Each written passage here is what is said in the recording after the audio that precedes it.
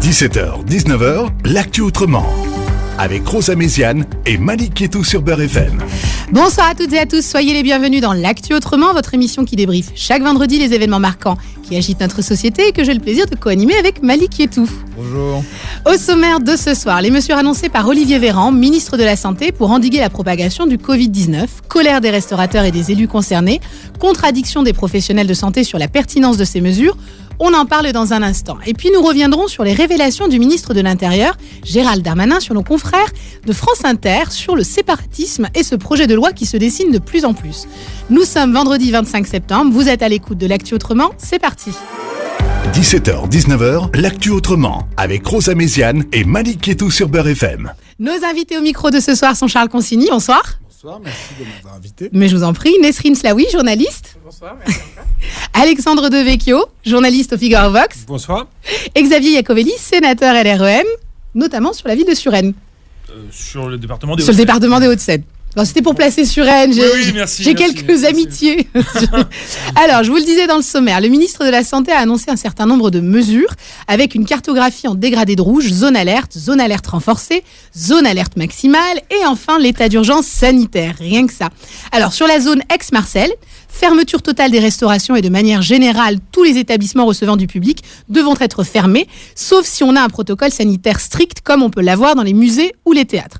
Dans la zone dite renforcée, les rassemblements sont limités à 1000 personnes, les grands événements annulés et les rassemblements de plus de 10 personnes sont désormais interdits dans l'espace public avec des bars qui devront fermer à 22h maximum et les salles de sport également fermées. Enfin, si le département dépasse ce seuil d'alerte maximale, l'état d'urgence sanitaire serait de nouveau déclaré avec potentiellement un nouveau confinement, cette fois-ci à l'échelle locale. Alors Malik, on a reproché au gouvernement son manque d'anticipation. Est-ce qu'aujourd'hui, ils en font trop ? Alors, la situation semble critique. Le gouvernement vient d'annoncer des mesures très fortes à l'encontre des restaurateurs et paradoxalement des mesures allégées pour l'école. Bon, si j'essaie de traduire l'incohérence du gouvernement, on peut aller au restaurant mais pas après 22h, on peut aller au travail dans le métro et RER bondé mais on ne peut pas aller à la salle de sport. Finalement, nous avons raté notre déconfinement, le gouvernement et le président. Donc la question, c'est à vous, monsieur le sénateur, que la première que je veux poser, c'est qu'est-ce qui se passe finalement ? Est-ce qu'on réussit cette histoire de déconfinement ? Déjà, si on sort un peu de la démago de votre présentation, excusez-moi de commencer. Comme ça. Pas grave, moi j'aime bien le tennis, je vais renvoyer. Mais il n'y a pas de souci. Mais,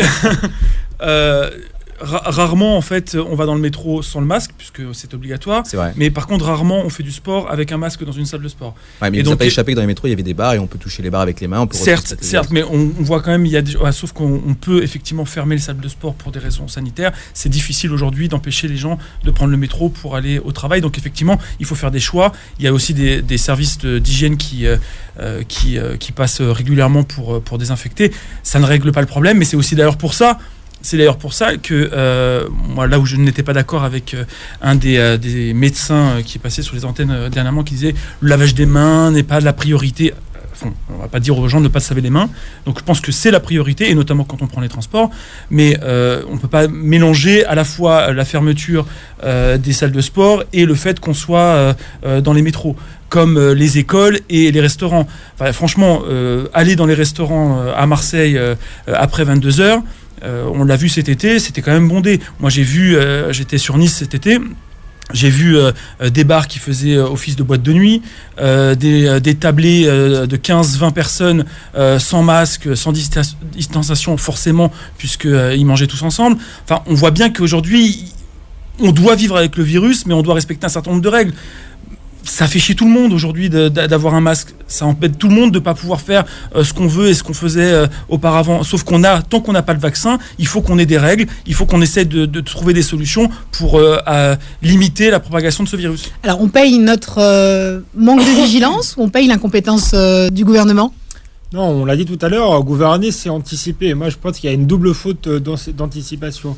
La première, c'est qu'on fait quoi depuis 4 mois pour les hôpitaux ? On se retrouve exactement dans la même situation qu'en mars dernier, où les services de réanimation et même les lits d'hospitalisation, il n'y en a pas assez à écouter. Par exemple, Philippe Juvin, il nous dit qu'il y en a encore moins qu'avant. Donc, peut-être plutôt que de vouloir changer et domestiquer toute la société, il aurait fallu mettre le paquet une bonne fois pour toutes sur l'hôpital. Ensuite, je dis, c'est anticiper.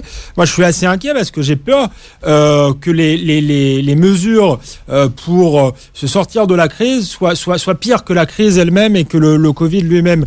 On va tuer, pardonnez-moi, des commerçants, des artisans qui sont les indépendants, les derniers indépendants à gagner leur vie dans ce pays. Au moment où on parle de relocalisation et les restos, etc., ça fait partie de notre art de vivre dans un pays qui est...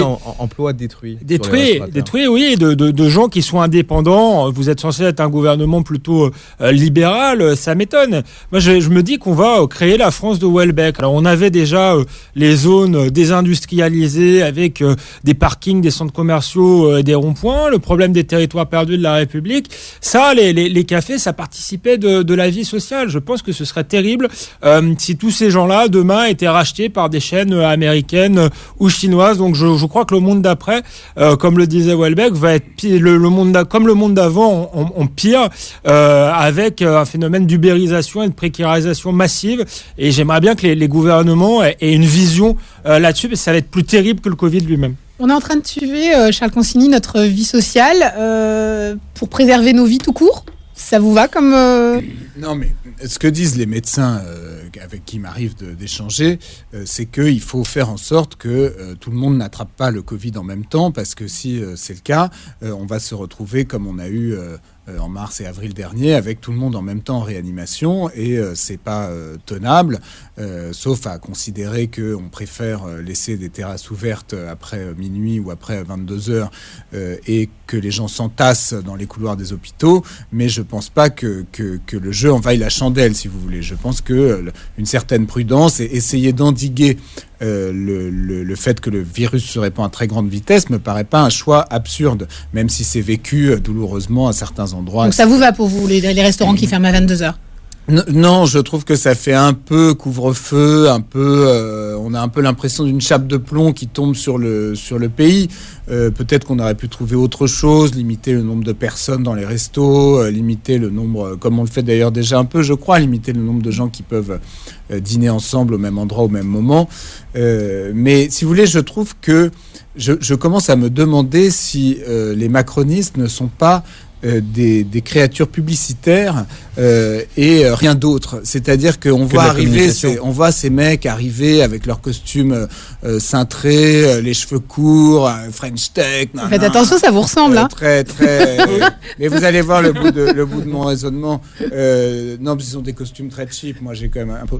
Mais ils ont un côté comme ça, très Top Gun on a l'impression qu'ils sont hyper modernes.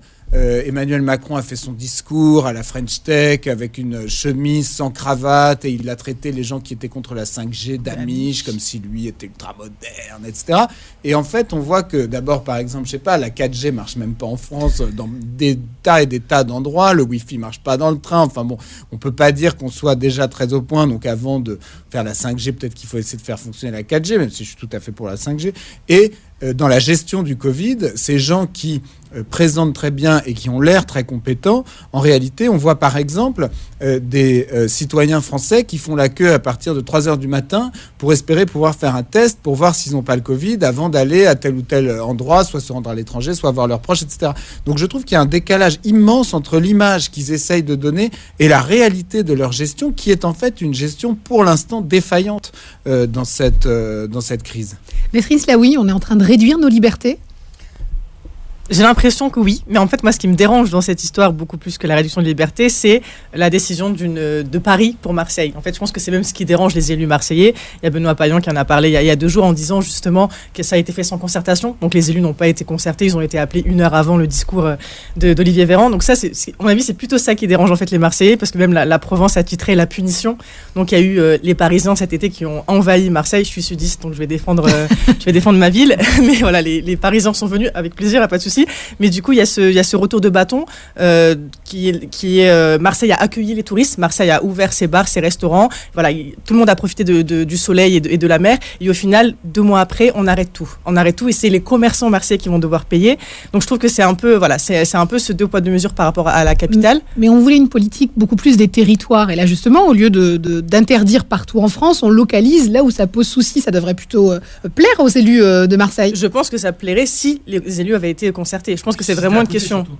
Je pense que c'est surtout une question de concertation. Les élus n'ont pas été concertés, donc ils n'ont pas pu adapter même les mesures. Je pense qu'ils seraient arrivés à trouver un accord, peut-être ne pas fermer trop vite. totalement. Voilà. Et je pense comme on a fait avant le confinement, il y a eu, ça a été graduel. D'abord, on a fermé à 22h, puis après, on a fermé à 23h, etc. Je pense qu'il y avait surtout la population française. On adore notre liberté. On veut pas la sacrifier pour plus de sécurité. C'est vraiment j'ai l'impression le vif de la population. Et donc il y a ce truc, voilà, c'est imposé d'un coup et c'est pas échelonné. Mais est-ce qu'on paye pas ? Enfin, je pense que vous avez tous, je sais pas où vous avez été en vacances, mais honnêtement cet été, ça a été quand même un peu n'importe quoi, un peu la foire, il y avait des fêtes et des soirées partout. Je le redis, on ne va pas changer notre façon de vivre ad vitam aeternam. Il y a des mesures qui auraient pu être prises sur le terrain. On nous dit, pour moi, c'est vraiment la faillite de la technocratie et de la technocratie sanitaire.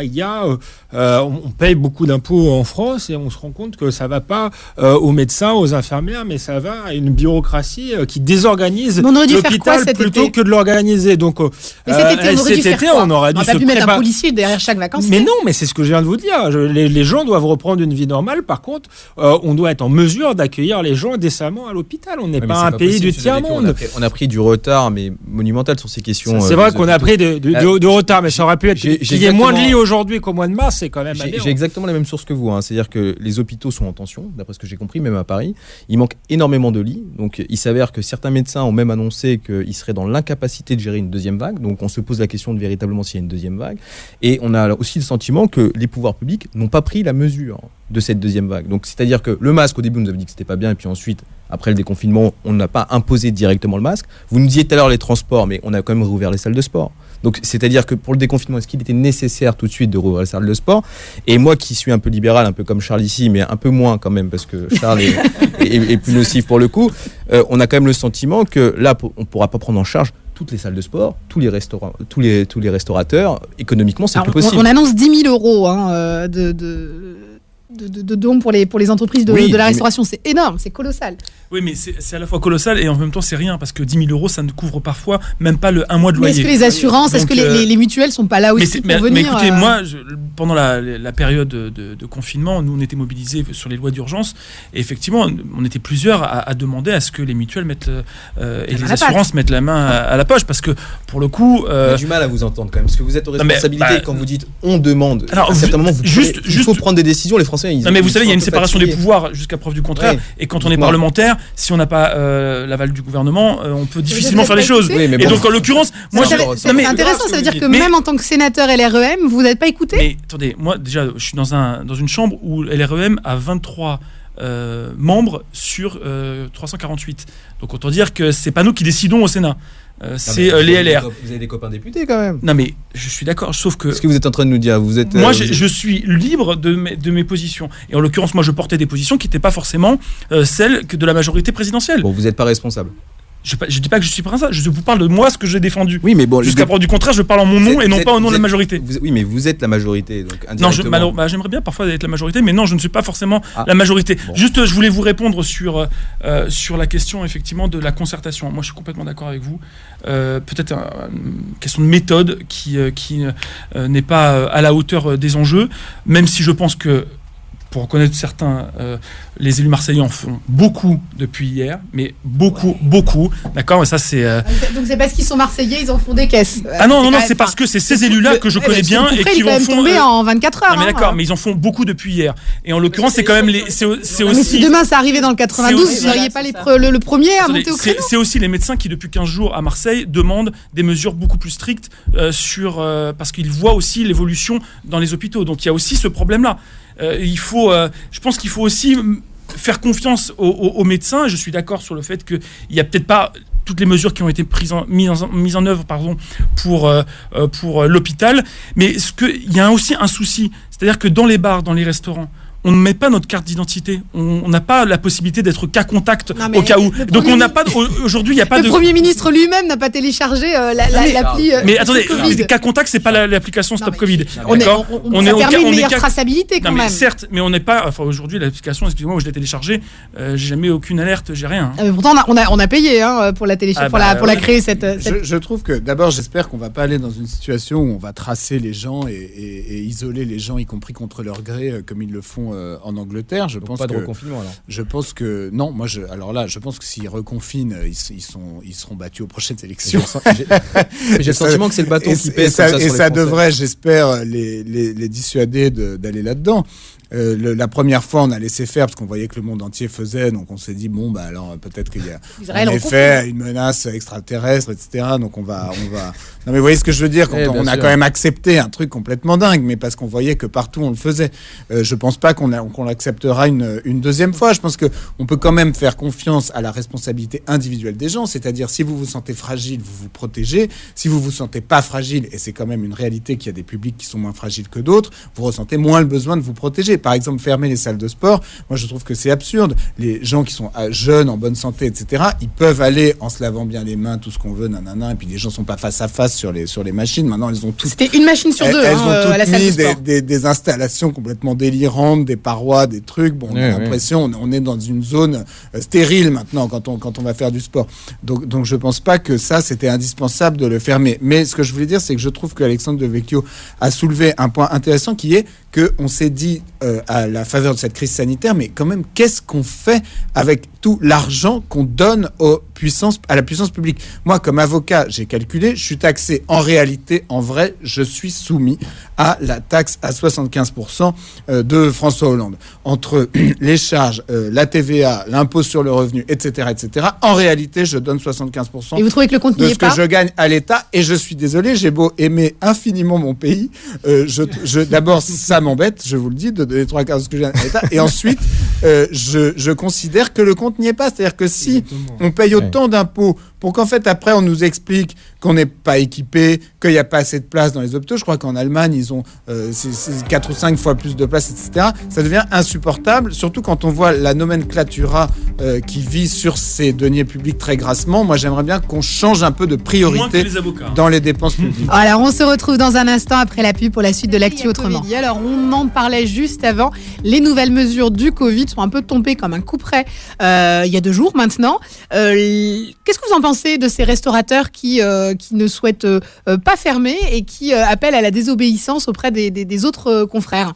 Moi, je pense que pour eux, c'est une question de survie, donc je les juge pas. Et moi, je pense que le cas de Marseille est intéressant parce que je crois que le gouvernement essaie d'aller vers un reconfinement général. Je crois pas du tout à l'histoire des 15 jours.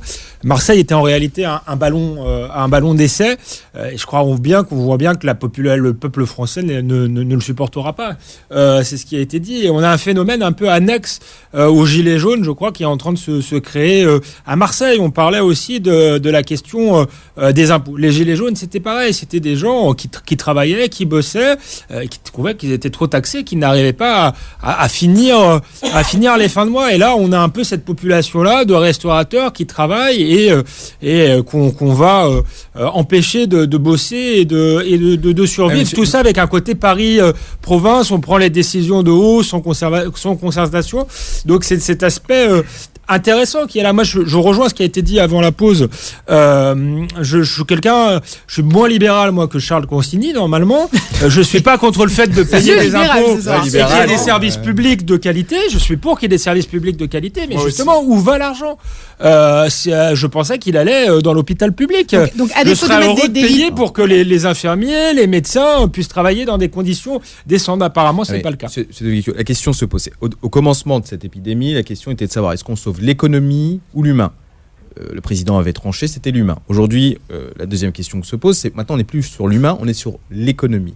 Il y a des restaurateurs qui vont perdre en plus. Mais c'est de l'humain, c'est ça que j'essayais de vous faire comprendre. C'est qu'en réalité, si on va vers une société, je vous disais, ubérisée, précarisée, etc., le coût humain va peut-être être beaucoup plus lourd que le coût du Covid lui-même. On l'a payé déjà dans tout un tas de territoires où il n'y a plus de centre-ville, où il y a une délinquance qui explose, où il y a des gens qui crèvent la gueule ouverte parce que, je vous le disais, ils peuvent pas faire le plein d'essence, ils peuvent pas vendre leur maison parce qu'il n'y a plus d'usine à côté et que personne veut aller habiter là-bas. Est-ce qu'on va recommencer dans un seul secteur, dans un secteur qui marche pas trop mal? Je vous disais, des indépendants qui participent à la vie sociale, qui gagnent assez bien leur vie, mais qui vont être balayés. Est-ce qu'on va mettre des chaînes à la place? C'est ça qui va arriver. Ils vont être rachetés par des chaînes, des multinationales, et on va vers un monde aseptisé. Moi, je crois que le coût par rapport le coût, ça vaut pas le coup. Le coût humain là est pas aussi terrible à mon avis pour qu'on en arrive là. Et peut-être qu'il y a d'autres solutions. Je vous l'ai dit. Alors maintenant peut-être que c'est trop tard, mais pendant les 3 mois, on aurait de réfléchir à faire en sorte d'accueillir les gens à l'hôpital et à mettre les milliards qui ont quand même été dépensés au bon endroit. Donc, Nesrine, à défaut en fait de créer des nouveaux lits de réanimation, on préfère en fait fermer les boutiques? Moi, je veux réagir à ce qui a été dit avant par rapport au coût humain et coût économique. Normalement, quand on est une puissance mondiale comme la France, on peut faire les deux. Enfin, normalement, ce serait notre rôle de pouvoir gérer les deux. Pas tellement. Pas tellement, on n'aurait pas eu autant de morts. 13 millions de Français qui ont été accompagnés en chômage partiel, je pense que c'était aussi une question économique. Oui, mais il y a les mesures qui sont arrivées beaucoup trop rapidement et c'est des mesures d'urgence. C'est-à-dire que ça voulait dire qu'on n'était pas assez préparés. Et justement, ça fait déjà des années que les hôpitaux parlent de la casse du siècle et du fait que dans les hôpitaux, normalement, il aurait dû avoir assez de lits au début de l'épidémie. Sauf qu'il y a eu 64 000 lits en moins depuis 2003. C'est énorme, 64 000 lits d'hospitalisation. Ça veut dire qu'on ne peut pas accueillir les gens qui viennent parce qu'ils ont des autres maladies et les gens qui ont le Covid. Donc ça crée un... Donc on n'est plus une puissance. Moi, c'est ça qui m'a choqué. Je me suis dit, on est la France quand même et on ne peut pas gérer une épidémie alors qu'on était censé avoir le meilleur système de santé européen. On s'est comparé à l'Italie, on les a moqués. On s'aperçoit qu'on l'est plus. Voilà. Et moi, je trouve que notre posture était hyper hautaine au final. Arrogante, ouais. Alors qu'au final, on n'était pas prêt. Moi, c'est plus ça qui me choque, c'est de me dire que justement, on paye des impôts. Ça doit être notre priorité, la santé publique, c'est vraiment notre bien commun. Donc, ça devrait être là où on investit le plus financièrement. Donc en fait, pour moi, la logique, c'est pas de vouloir taxer ou de vouloir fermer les commerçants. C'est vraiment qu'est-ce qu'on investit dans l'hôpital pour que ça n'arrive plus jamais. Comment on fait en sorte que les infirmières soient de plus en plus nombreuses, parce que là, elles doivent être fatiguées aussi. Là, il y a une espèce d'usure, ça fait quand même 6 mois qu'ils sont mobilisés. J'ai l'impression que si on laisse encore passer une seconde vague avec les mêmes conditions que la première, ça va être catastrophique pour le mental des soignants et ils vont du coup forcément moins bien gérer la seconde vague. Donc pour moi, c'est vraiment une question d'investissement public dans l'hôpital, au-delà de vouloir... En plus, juste je rajoute quelque chose par rapport aux commerçants, aux restaurateurs, etc. Ils ont fait un effort économique, même humain, pour mettre en place les gestes barrières. On l'a vu avant le confinement, tout le monde a acheté des plaques, tout le monde a fait des stocks de masques assez conséquents, des stocks de gel hydroalcoolique. Donc, ils ont investi pour pouvoir tenir sur le long terme. Cet investissement-là, finalement, il ne sert plus à rien parce que leurs stocks ne vont plus être utilisés. Donc voilà, moi, je trouve que c'est surtout un déséquilibre où on donne la priorité. Et pour moi, l'argent, d'abord, c'est les hôpitaux et les commerçants n'ont pas à payer en fait le manque d'organisation des dirigeants. Okay. Charles, on est le pays le plus taxé au monde. C'est une réalité, c'est comme ça. On est les champions du monde de la taxe, on est les champions du monde de l'impôt, et pourtant, on n'a pas le service attendu. Qu'est-ce qui se passe? Non, mais je suis 100% d'accord avec ce qui vient d'être dit. Je dirais d'abord quand même en préambule que la situation à Marseille en particulier est contestée par le fameux professeur Raoult lui-même, qui est très diabolisé, alors que bon, il a essayé un truc, ça marche ou ça marche pas, on n'en saura sans doute jamais rien. En tout cas, il y avait probablement au moins un effet placebo pour ceux qui l'ont pris, et c'est très important. Sur la chloroquine. C'est très important de croire de prendre un médicament en croyant à son efficacité. Les petites granules sucrées, là j'oublie le nom, comment ça s'appelle? L'homéopathie. Ça a toujours fonctionné comme ça. Les gens croient se soigner et donc ils se soignent. Et si ça se trouve, la chloroquine a été un truc super pour tous les gens qui ont pris ça, même si ça marchait pas. C'est moins sucré. Voilà. Donc au moins il a essayé un truc, et la manière dont le gouvernement l'a atomisé était quand même un scandale. Non, Emmanuel Macron est même s'est déplacé pour. En même temps, c'est-à-dire qu'il a été le voir, et puis ensuite Raoult s'est quand même fait pulvérisé par les caciques du truc. Donc, et Raoult conteste la gravité. Moi, j'ai lu la lettre qu'il a adressée à un certain nombre de gens, je crois ce matin même, ou hier. Il reprend les données chiffrées de l'augmentation des cas, des admissions, etc. Et il dit, mais en fait, vous lancez des messages complètement alarmistes alors que les augmentations sont pas du tout si inquiétantes que ça. Donc, peut-être que, pour une fois, là-dessus, on pourrait l'écouter, à moins qu'on considère que sa parole est complètement décrédibilisée parce qu'il a simplement essayé de soigner des gens. Voilà. Mais cette parenthèse... Charles, j'écoute tous les médecins qui vont sur les plateaux télé, on a des discours dissonants des uns des autres. C'est-à-dire que j'ai du mal aujourd'hui... Oui, mais pourquoi est-ce qu'on écouterait le plus flippé dans ces cas-là? Pourquoi est-ce que quand on a des discours dissonants, on écouterait le dans la Constitution, plus stressé, le plus alarmiste? Vous voyez ce que je veux dire? On a le droit aussi d'écouter ceux qui nous disent non, c'est bon, on peut se détendre un peu, on peut rester tranquille. On sent une espèce de... Je sens un côté Nicolas Bedos. Non, on sent... Non, mais ça, je m'étendrai pas sur cet appel. Mais moi, je pense on pourrait l'écouter, regarder objectivement si la situation justifie. On peut constater chacun autour de nous, par exemple. Est-ce que chacun autour de nous, on a autant de gens malades du Covid qu'on en avait en mars ou avril? Moi, je connais un certain nombre de gens qui sont malades du Covid. J'en connais personne qui soit dans un hôpital, qui soit dans une situation problématique. Donc, déjà, ça peut être un baromètre de regarder autour de nous. Mais sur cette histoire de taxes, etc., oui, c'est sûr, les macronistes et autres, la classe politique dans son ensemble a d'autres priorités. Elle fait des campagnes avec Marlène Schiappa sur le féminisme. Elle finance à fond perdu le cinéma français, qui à son tour finance à fond perdu les people qui donnent des leçons et qui lancent des appels. Voilà, on est en France, c'est très paradoxal sur la récolte d'argent public. Alors là, le couperet tombe, les contrôles fiscaux pleuvent, la taxe est atteint des sommets. Mais en revanche, sur la dépense, alors là, il n'y a aucun contrôle. Personne n'est jamais responsable des dépenses publiques qu'il a engagées par son action. Et l'endettement, là, on oublie l'endettement, mais l'endettement est en train d'exploser. En ce moment, on est même dans une phase d'argent magique où tout à coup, on pourrait s'endetter indéfiniment parce que la Banque Centrale Européenne rachète les dettes, etc. Donc on croit que c'est les Allemands qui vont payer le fait que la moitié ou l'essentiel des salariés français sont payés par l'État, ce qui est quand même sans précédent, ça aussi. Là où il y a un paradoxe, c'est qu'en réalité on met beaucoup d'argent sur l'hôpital. Il y a les mêmes sommes à peu près qu'en Allemagne. Simplement, elles vont pas aux médecins et aux infirmiers. Il y a beaucoup plus de personnel administratif en France, et si on écoute les médecins, non seulement ils sont une plaie pour l'hôpital, ils ne servent à rien, mais en plus ils désorganisent l'hôpital. Donc il faut peut-être donner de l'argent aux acteurs de terrain qui ont été en première ligne. Mais c'était pas ce qu'on devait faire après les Gilets jaunes. C'est ce qu'on devait faire, mais on l'a toujours pas fait. On devait pas faire la chasse aux dépenses. La réponse aux Gilets jaunes, ça a été de les matraquer sans autre forme de procès et de discernement. C'est ça qui a été la réponse aux Gilets jaunes. C'est ça, le matraquage, en donnant 12 milliards. Oui, après on a... Non, mais là où je suis d'accord sur l'hôpital, effectivement, on a le même... tu le disais tout à l'heure, on a la même dépense à peu près que l'hôpital en Allemagne, mais on a beaucoup plus d'administratifs.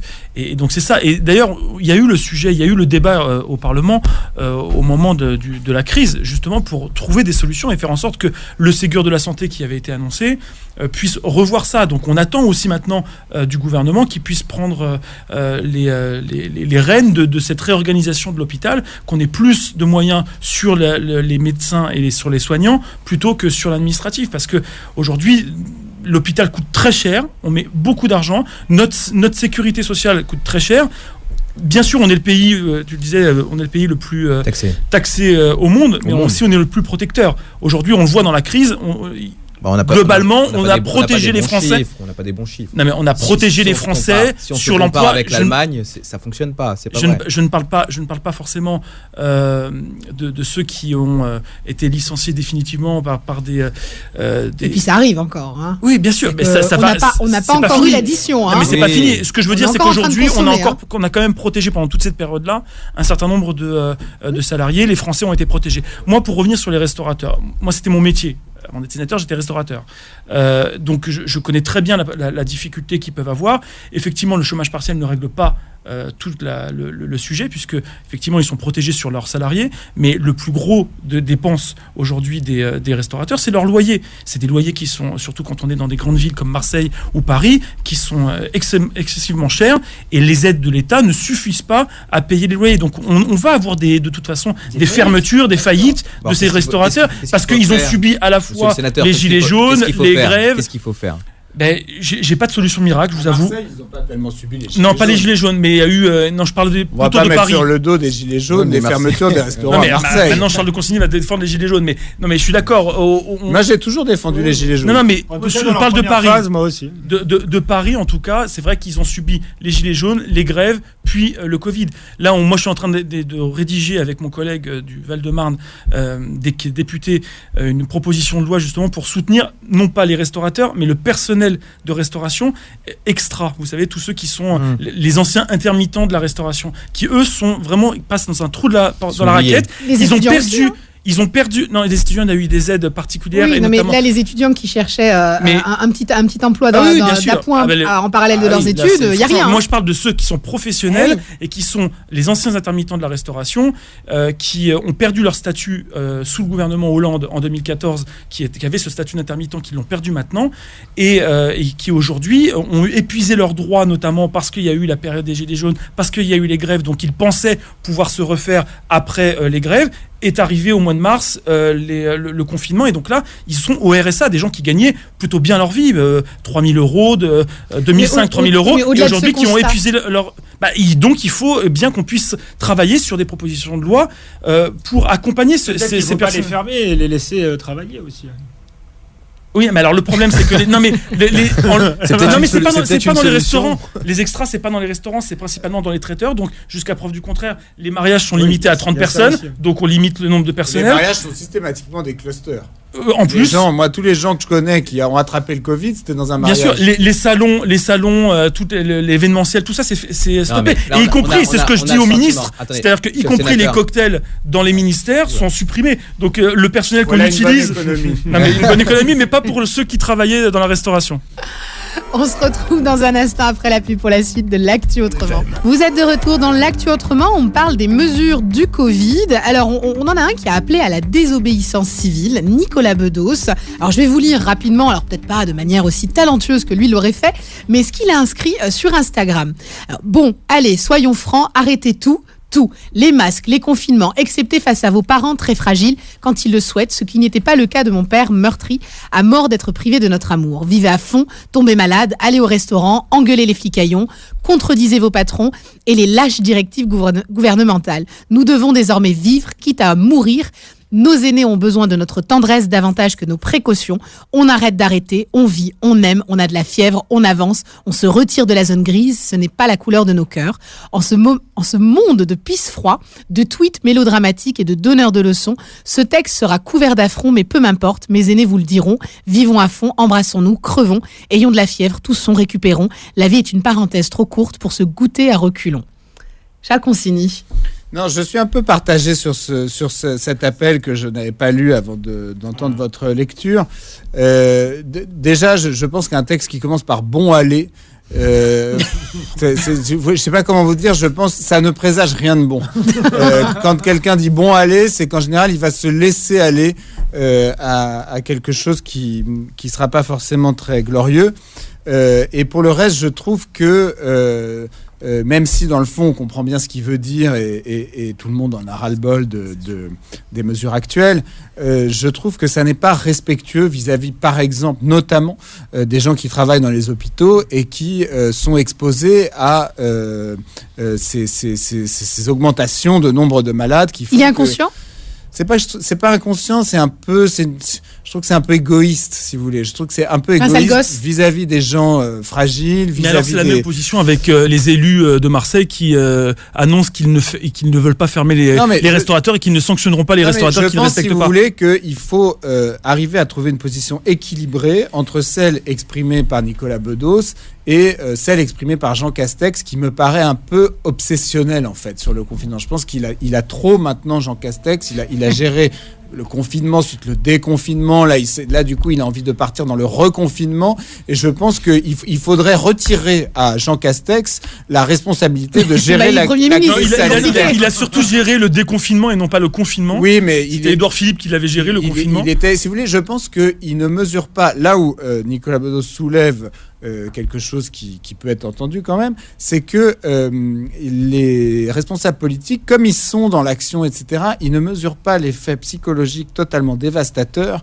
de ces mesures sanitaires, surtout quand elles sont trop radicales. Il faut quand même prendre en compte le fait que les gens ont une santé mentale à préserver, au-delà de leur santé physique et pulmonaire, et qu'on ne peut pas en permanence avoir comme ça, en plus être pris par surprise, ne pas être consulté. Les députés ne sont pas consultés, les sénateurs a fortiori non plus, les élus locaux non plus. C'est-à-dire que ces trois types stressés, si vous voulez, ces trois types stressés dans un bureau, qui à mon avis pensent aussi à leurs responsabilités pénales, etc. Véran a fait trop. Je pense qu'ils ont ils sont trop maximalistes et qu'on pourrait en appeler davantage à la responsabilité individuelle, à des gestes barrières effectifs dans les lieux où effectivement il peut y avoir de la transmission du virus. Voilà, faire davantage confiance aux citoyens individuellement et pas penser que Véran et Castex ont raison contre 65 millions de personnes. Vous voyez ce que je veux dire ? Peut-être qu'on peut trouver une position médiane. Alors, je voulais également qu'on revienne sur la question du séparatisme. On a eu une allocution de la part d'Emmanuel Macron il y a quelque temps. On a Gérald Darmanin qui a donné une interview à nos confrères de France Inter. Et justement, on vient d'apprendre apparemment que les locaux de Charlie Hebdo viennent d'être attaqués. Alors, c'est pas les locaux, Alors, exactement. c'est pas les locaux. Alors, vas-y, je t'écoute. On a 4 blessés dans le 11e arrondissement de Paris suite à une attaque au couteau. Des individus seraient en fuite au moment où on parle. Il y a une cellule de crise qui vient d'être mise en place et Jean Castex se rend en place Beauvau, le Premier ministre, pour essayer de voir la situation. C'est encore un coup dur, évidemment, pour notre démocratie. Alors, on va en parler. Mais... On va en discuter. Est-ce qu'il y a une réaction sur ce qui vient de se produire à Paris ? Donc, attaque au couteau. Pour l'instant, on a très peu d'informations. C'est pas très loin des locaux de Charlie Hebdo. Évidemment, il y a plusieurs blessés. Les individus seraient en fuite. 2 auteurs en fuite. Ouais. C'est une méthode qu'on connaît, qu'on a déjà vue sur des attaques terroristes. Donc, une réaction peut-être de votre part ? Oui, c'est une méthode qu'on a déjà vue dans des attaques terroristes. Je pense que je peux dire sans trop m'avancer, ce qui est parfois agaçant dans le débat médiatique, c'est qu'on a du mal à mettre des mots sur des réalités que tout le monde connaît. Évidemment, c'est sans doute une attaque islamiste. Il faut dire les choses comme elles sont. Et évidemment, cette menace n'a pas disparu parce que il y a des problèmes de communautarisme, il y a des problèmes de cette idéologie. C'est un combat idéologique aussi. Et cette idéologie progresse et il y a des gens qui basculent effectivement dans le terrorisme. Il faudrait pas que ça se banalise non plus parce que les attaques au couteau maintenant c'est quand même régulier. On en a une à peu près tous les 6 mois. On a l'impression que dans le discours politique c'est presque un événement météorologique comme un autre. Donc là ça va peut-être déclencher un peu plus d'émotions parce qu'effectivement c'est pendant le procès Charlie à côté des locaux Charlie Hebdo, mais en réalité des anciens locaux, mais en réalité tout cela n'a pas disparu depuis 2015 et on a effectivement ce débat sur le séparatisme et c'est peut-être ça le plus inquiétant parce que moi je pense que le djihadisme terroriste il y aura des cas, mais on peut le régler sur les questions de manière sécuritaire. D'ailleurs, on a fait beaucoup de progrès malgré tout là-dessus. Après, il y a la question effectivement de la partition, des gens qui ne veulent pas vivre selon les valeurs, les mœurs de la société française. Et je pense que ça, potentiellement, c'est beaucoup plus destructeur pour la société que le terrorisme. Une réaction ? Je crois qu'on va quand même très très vite, surtout que vous êtes journaliste et notre métier, c'est justement la précaution. On est en train de faire un... Il y a eu quand même beaucoup d'amalgames en une seule phrase. Enfin, moi là, je me garderai de dire que c'est une attaque islamiste. C'est sûrement une attaque terroriste parce que le but d'une attaque terroriste, c'est de provoquer la terreur. Ça, on y est sans doute. Mais on n'en connaît pas encore les circonstances, on ne connaît pas l'identité des personnes. Quand vous avez le Premier ministre Jean Castex qui se déplace dans une cellule de crise. Moi qui connais un peu le métier de la police, quand je sais que le Premier ministre se déplace dans une cellule de crise au ministère de l'Intérieur pour essayer de, à mon avis, c'est que les services de renseignement ont des informations, on peut pour l'instant présumer. Mais là où je suis d'accord, c'est qu'on sait qu'on pense, enfin, je pense c'est que terrorisme, on sait pas si c'est islamiste. On sait pas si c'est islamiste. Il faut qu'on se garde de ça. Il y a du terrorisme corse dans ce pays. Enfin, non, mais on vous mettre d'accord. Il y a du terrorisme d'extrême droite dans ce pays aussi. Enfin, on va juste écouter. Il n'y a pas d'attaque au couteau des suprémacistes blancs. On va écouter ce que disait justement Gérald Darmanin sur France Inter sur la question du séparatisme. Il s'agit vraiment d'un texte qui va vers la réconciliation nationale et qui protège la France, son identité, ses habitants, la liberté d'association, la liberté de culte et en même temps la sécurité de nos compatriotes. De quoi s'agit-il ? Il s'agit de lutter contre des ennemis, pas simplement de la République, des ennemis de la France. Des gens qui veulent se séparer, combattre le modèle républicain et simplement le modèle français de liberté d'expression, notre habitude de vivre, la façon dont on enseigne à nos enfants, la façon dont on éduque. C'est qui les séparatistes ? Bon, d'abord, ce sont les terroristes islamistes, ce sont les islamistes, ce sont les islamistes radicaux, évidemment, mais c'est aussi d'autres personnes, les suprémacistes blancs, par exemple. Vous savez, la Direction générale de la sécurité intérieure, c'est-à-dire la DGSI, elle fait un travail, évidemment, qu'on ne voit pas toujours. Mais je ne compte pas les moments où on m'a expliqué et on m'a montré des enquêtes où il y avait, par exemple, un suprémaciste blanc, c'est-à-dire quelqu'un qui pense que être blanc, c'est être supérieur à toute autre race. Alors, Charles, je vous ai vu hocher la tête quand il a parlé de suprématiste blanc. Est-ce que finalement, on est dans un déni un petit peu, on veut pas... Non, mais on essaye. Après, pourquoi pas ? Il est ministre de l'Intérieur, il faut pas cliver la population. J'ai l'impression qu'on essaye de ménager certaines susceptibilités en essayant de dire que le terrorisme n'est pas que le fait des islamistes, qu'il est aussi le fait de suprémacistes blancs. Je suis désolé, mais quand même, quand on prend les données objectives de ces dernières années, moi, j'identifie pas une proportion d'attentats commis par des suprémacistes blancs qui justifie qu'on fasse ce rappel. C'est pour garder une ambiance apaisée qui fait ça, mais je pense pas que ce soit la réalité.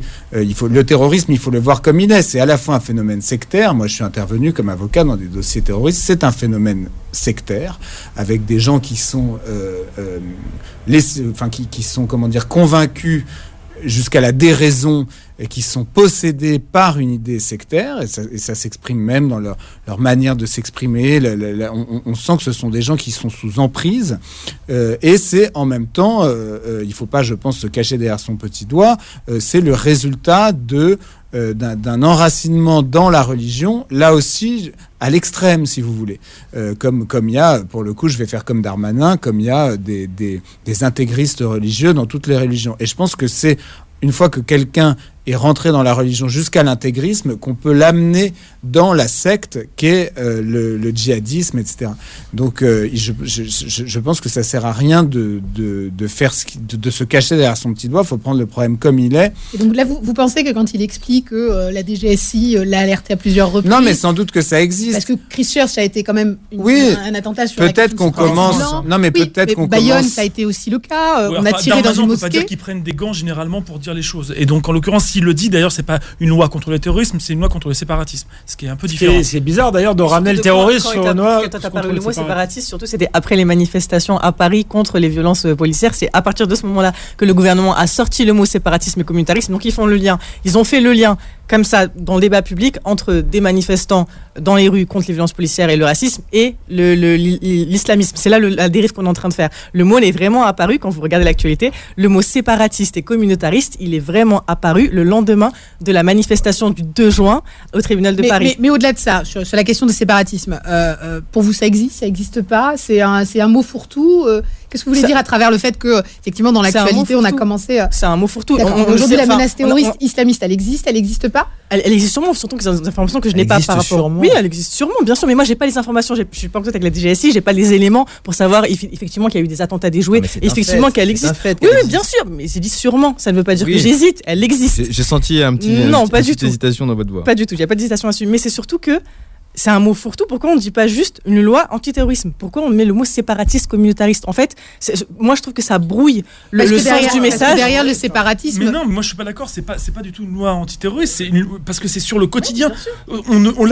Cette loi ne permet pas forcément de lutter que sur la question du terrorisme. C'est aussi sur la question de la relation à l'école, de la relation à la femme, de la relation des relations sociales dans notre société. Et donc la question du séparatisme, et c'est pour ça qu'il met aussi le suprémacisme blanc, c'est aussi éviter le communautarisme. Donc c'est pas seulement la question terroriste, la lutte contre le terrorisme, parce que ça, pour le coup, on est aussi champion du monde des lois à accumulation sur cette question-là, mais c'est vraiment une question je sais que vous n'allez pas aimer ce mot-là, mais se vivre ensemble, à partir du moment où il y a des gens qui ne veulent pas respecter les règles de la République et qui mettent parfois les règles d'une religion au-dessus des règles communes de la République. C'est qui ces gens ? Ces gens, on en a parlé. Il y a effectivement toute l'orthodoxie religieuse, qu'elle soit islamique, qu'elle soit... Darmanin se trompe quand il parle des suprémacistes blancs ? Non, je pense que c'est pas une religion, les suprémacistes blancs. Si vous m'avez laissé finir ma phrase, donc j'étais sur les religions, mais également sur les suprémacistes blancs. On l'a vu dans un certain nombre de cas. A priori, le ministre de l'Intérieur a des informations que nous n'avons pas sur des renseignements de la DGSI.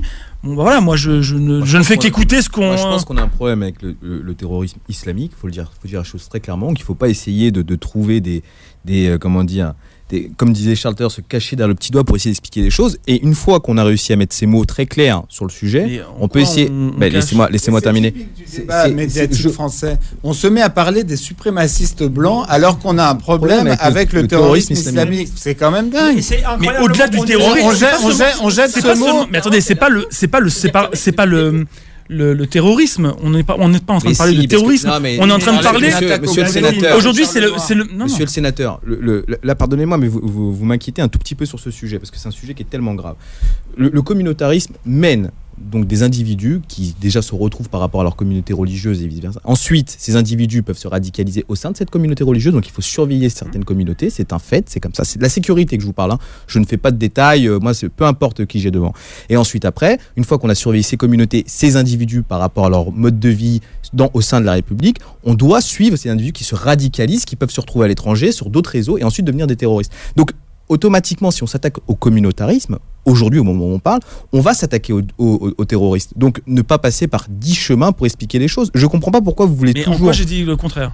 Non, j'ai le sentiment... Mais attendez, mais n'ayez pas le sentiment. Est-ce que j'ai dit quelque chose qui pouvait vous faire penser le contraire ? Vous me dites la loi de séparatisme aujourd'hui dans le pays, c'est pour parler des relations c'est lutter contre les écoles au sein de l'école. Je ne crois pas que c'est le sujet. Mais parce qu'aujourd'hui, la radicalisation et le communautarisme passent aussi par ces sujets-là. C'est pas seulement le passage à l'acte. La radicalisation en France, jusqu'à preuve du contraire, elle n'est pas condamnable. Enfin, excusez-moi, monsieur l'avocat, mais a priori, c'est pas condamnable. Ça dépend jusqu'où on va. Oui. Voilà, c'est le passage à l'acte qui est... La loi est allée très très loin. Non, ça n'est pas que le passage à l'acte. Il y a une infraction qui s'appelle l'association de malfaiteurs terroristes qui va très loin. C'est-à-dire vous faites 3-4 recherches sur Internet et vous convenez avec un copain que vous allez peut-être acheter une arme pour commettre un attentat, mais vous n'accomplissez pas d'acte positif. Vous êtes donc quand même déjà dans l'infraction. Mais la radicalisation religieuse, c'est-à-dire qu'en fait l'orthodoxie religieuse, la personne qui à son égard essaye d'avoir une pratique religieuse particulièrement extrême sans regarder sur Internet des questions d'armes ou autres. À ce moment-là, il n'y a rien de condamnable. Ah non, heureusement. Non, vous avez le droit d'être un intégriste religieux, mais dès que vous commencez un peu à vous motiver, soit à aller en Syrie ou en Irak, soit à vous procurer une arme, ce genre de choses, à ce moment-là, vous basculez dans l'infraction. Vous êtes dans une situation d'un délit, vous encourez 10 ans de prison, concrètement. Sur la loi, sur le plan légal, non. Moi, je trouve que... C'est ça la vraie question, en fait. J'ai l'impression qu'il y a déjà tout l'arsenal juridique, en fait, pour lutter contre ça. L'arsenal juridique, pour moi, il est très suffisant. Non, il faut aussi regarder les profils des gens qui basculent. Souvent, c'est des gens qui sont... pour moi, le séparatisme, c'est un vrai sujet à prendre dans les deux sens. Pardon, je vais être un peu de gauche, mais le séparatisme, il ne vient pas seulement des gens qui se séparent. Le séparatisme, il vient aussi du fait qu'il n'y a plus de communication entre les différents... Mais on voit bien, en France, c'est de pire en pire, la manière dont on est en train de devenir une société de classe et de caste encore plus qu'avant. C'est-à-dire que vos parents ont fait l'ENA, vous faites l'ENA vous aussi, vos parents ont fait Normal Sup, vous êtes élève à Henri IV. Ça devient quasiment par arrondissement. C'est pourquoi c'est le sujet. C'est pas totalement vrai, parce qu'on a vu qu'il y avait des individus, par exemple Maxime Huchard, que j'ai en tête, qui s'était radicalisé sur les réseaux sociaux, qui avait une famille très modeste, où ça se passait très bien. Cette idéologie a réussi à la capter. Mais vous le dites, il a une famille très modeste. Donc, ce que je veux dire, c'est qu'il ne vit pas non plus il n'est pas sous le seuil de pauvreté. Pour moi, la société française, à mes yeux, telle que je la perçois, devient une société qui est trop fermée, trop étanche entre les différents groupes sociaux. Et je pense que cette étanchéité crée des phénomènes où les gens se mettent à croire aux fake news, se mettent à croire aux islamistes, sont en fait livrés à eux-mêmes parce qu'ils ont le sentiment que tout est bloqué partout. Et je pense que si par exemple, il y a eu des expériences dans certains lycées. Je donne un exemple comme ça, lycée dit défavorisé, d'y envoyer comme professeur pas de matière précise, mais par exemple d'y envoyer le grand directeur d'un grand musée français qui vient leur parler d'art contemporain, un grand avocat qui vient leur présenter le métier d'avocat, une comédienne qui les emmène à la Comédie Française, qui leur dit voilà ce que c'est la Comédie Française, c'est les acteurs, mais c'est aussi tous les techniciens, etc. Et là, tout à coup, vous faites naître des vocations, les gens entrevoient des possibilités, découvrent des métiers dont ils ignoraient même l'existence, et vous créez un phénomène où les gens sont plus bloqués dans leur milieu. Et moi, qui a amené cette situation-là. Je pense que ça fait partie de ce qui permet, si vous voulez, à des islamistes ou autres. C'est le terreau. On a compris que je déborde un peu. C'est en partie vrai. C'est ce qui rend les gens perméables à n'importe quoi.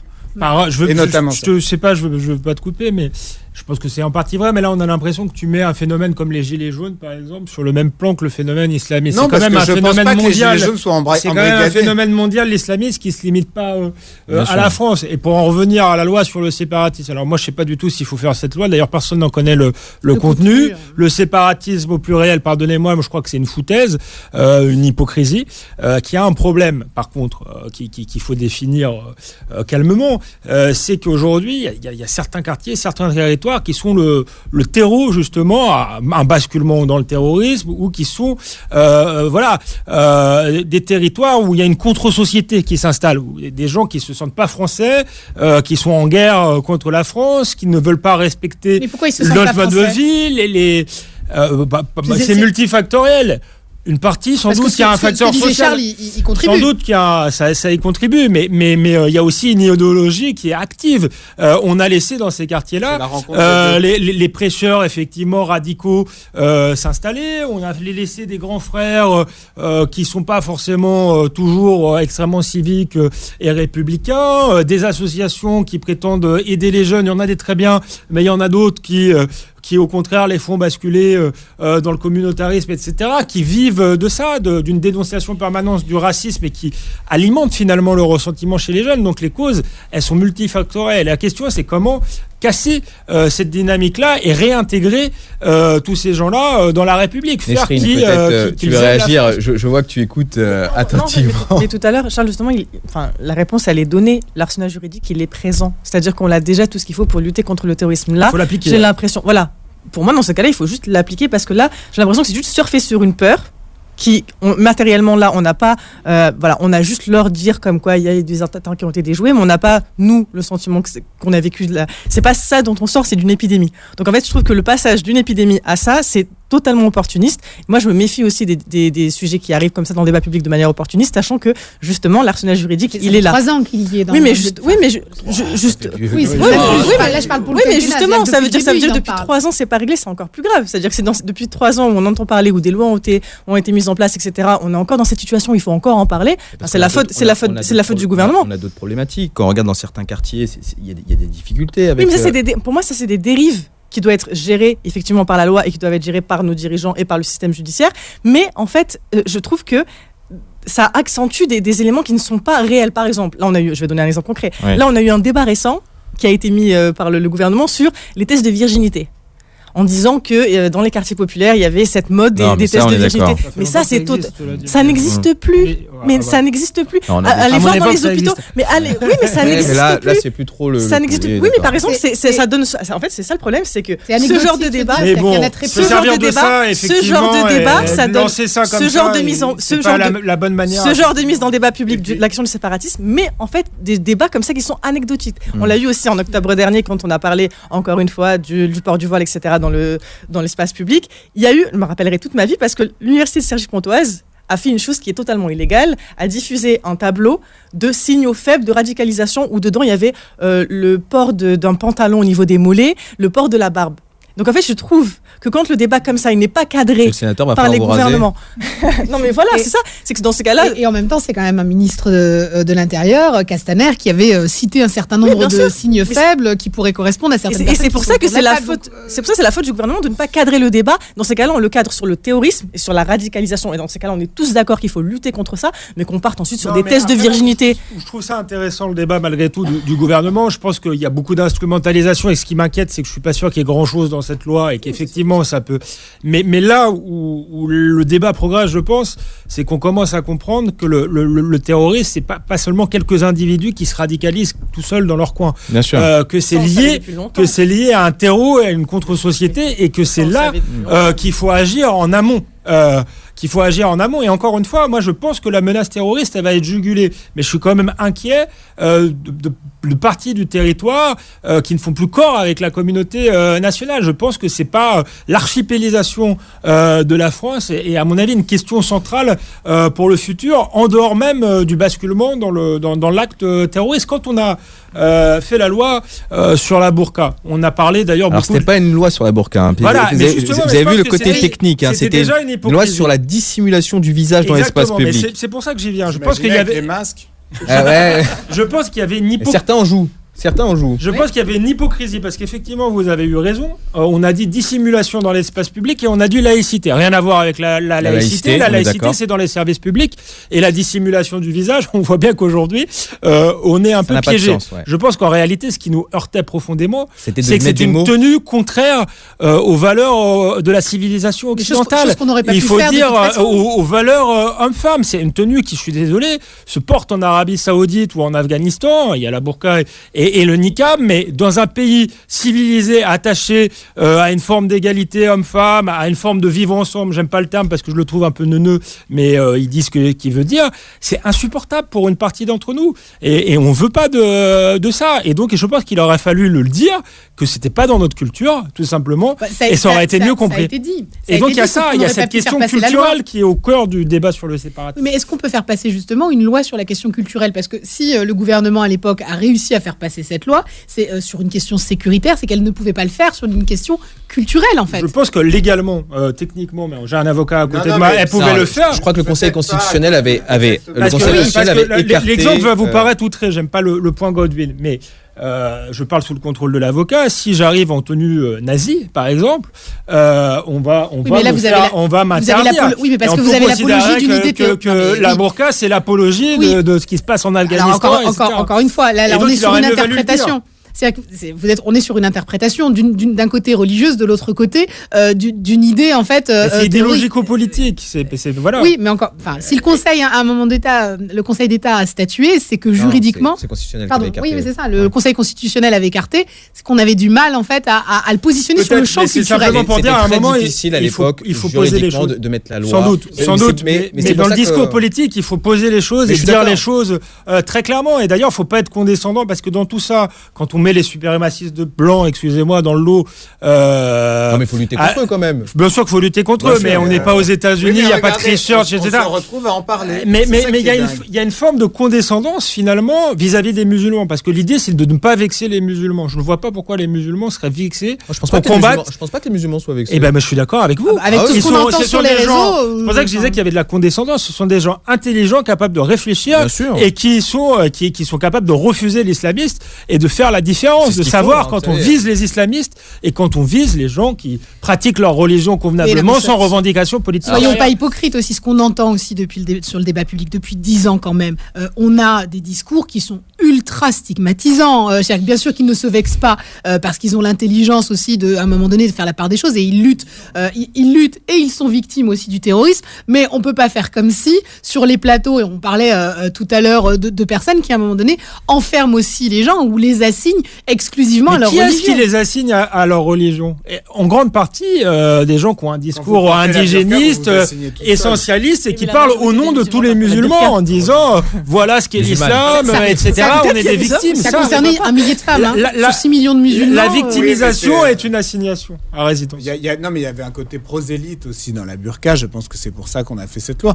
On voit bien d'ailleurs a posteriori. Moi, je suis pas forcément, par principe, favorable à une loi qui quand même réglemente réglemente la manière dont les gens s'habillent, mais peut-être qu'à posteriori, on peut se dire que personne ne regrette qu'on ait fait cette loi finalement. Oui, on peut se dire que quand même c'est une bonne loi et qu'une société telle que la société française a le droit de poser certaines barrières, certaines limites dans lesquelles on peut ou pas se comporter, s'habiller, etc. Est-ce qu'on va être capable sur des questions culturelles avec une loi de régler les choses? Enfin, moi j'ai un peu l'impression qu'on va accoucher d'une petite souris. Non, là. c'est typiquement ça, c'est encore de la communication sans action. C'est-à-dire, pardon, mais on est censé avoir ce gouvernement de la jeunesse, un peu. Macron est un peu un candidat des jeunes, nouvelles technologies, start-up, Uber, etc. Qu'est-ce qu'ils ont fait sur la question des banlieues, franchement? On est d'accord. Non, mais qu'est-ce qu'ils ont fait? Quel chantier ils ont engagé sur cette question? Ils ont Je suis désolé, mais sous Sarkozy, on avait quand même fait la discrimination positive avec Richard Descoings à Sciences Po. On est contre ou pour. Ils avaient fait ça. Les internats d'excellence. Il y avait un vrai sujet. Certains messages forts. Un qui était quand même ultra oui, mais il y avait quand même. Non, mais il y avait l'autre côté. Oui, mais le Karcher, le Karcher et la sécurité, c'était aussi quelque chose qui pouvait être vu comme positif par les habitants des banlieues eux-mêmes. Je suis désolé. Totalement. Je suis désolé. Quand on habite dans un quartier où il y a une insécurité massive, on est quand même content. C'est eux qui vivent aujourd'hui que quelqu'un. Insécurité. Moi, je voulais revenir sur effectivement le terreau aujourd'hui de ceux qui recrutent ces futurs terroristes. Moi, je travaille depuis que je suis sénateur, je travaille sur la question de l'ASE, l'aide sociale à l'enfance. Et quand j'ai commencé parce que je ne connaissais pas du tout ce milieu-là, quand j'ai commencé à faire mes auditions, je me suis rendu compte que les frères Kouachi et Koulibaly, ils viennent de l'ASE. Donc alors je me suis fait insulter sur les réseaux sociaux quand j'ai dit ça la dernière fois sur CNews, parce que soi-disant je trouvais des excuses aux terroristes. C'est pas du tout le cas. Mais il y a un échec aussi de notre système, notamment de protection de la jeunesse qui est sous la protection, non pas de l'État, mais des départements, parce qu'à 18 ans, on les laisse à la rue, sans formation. 70% des jeunes qui sortent de l'ASE sont quand même sans diplôme. Un quart des SDF sont des gamins de l'ASE, issus de l'ASE. Donc c'est un vrai souci aujourd'hui de société, et ça coûte, entre guillemets, beaucoup plus cher à la société de ne pas les avoir accompagnés jusqu'à la fin d'une formation, plutôt que de les laisser à 18 ans et faire des économies sur l'accompagnement, notamment des contrats jeunes majeurs. Donc on voit bien qu'il y a un vrai souci aussi, et on laisse ces jeunes en déshérence livrés, parce que souvent c'est en plus des enfants de quartier populaires, on les laisse justement dans les mains des prêcheurs et des recruteurs pour des actes terroristes. Donc, alors les prêcheurs, c'est plus totalement vrai. Aujourd'hui, nos mosquées sont ultra surveillées. Je suis d'accord. Énormément, ça se passe énormément sur les réseaux sociaux, et la radicalisation se fait énormément sur les réseaux et sur des relations entre individus. Mais je pense qu'il y a aussi la question du service public du service public et de la présence de l'État dans ces quartiers-là. Autant j'ai tapé un peu tout à l'heure sur les élus de Marseille tout à l'heure, mais quand Samia Ghali, qui est une amie, disait il y a quelques années il faut faire venir l'armée dans les quartiers, parce qu'il y a certains quartiers, notamment dans Marseille Nord. La police sait très bien faire le travail. Non, mais dans Marseille Nord, il y a des gens qui ne rentrent même pas. La police ne rentre pas. Il y a des guérites au milieu des. Mais c'est elle qui me le raconte. Elle est quand même maire des quartiers Nord. Il y a des guérites qui préviennent et qui laissent passer pas les gens. C'est un peu des légendes. C'est un peu des légendes. Je la voyais lever les yeux. Je la voyais lever les yeux au sel. On rentre pas dans les quartiers Nord. Les pompiers qui se font caillasser, c'est pas des légendes. Attendez. La problématique. Regardez comment on mélange tout. On est parti du débat sur la burqa, sur le terrorisme, et on finit pour. Moi, je trouve que c'est séparatiste. Mais c'est pas la même chose.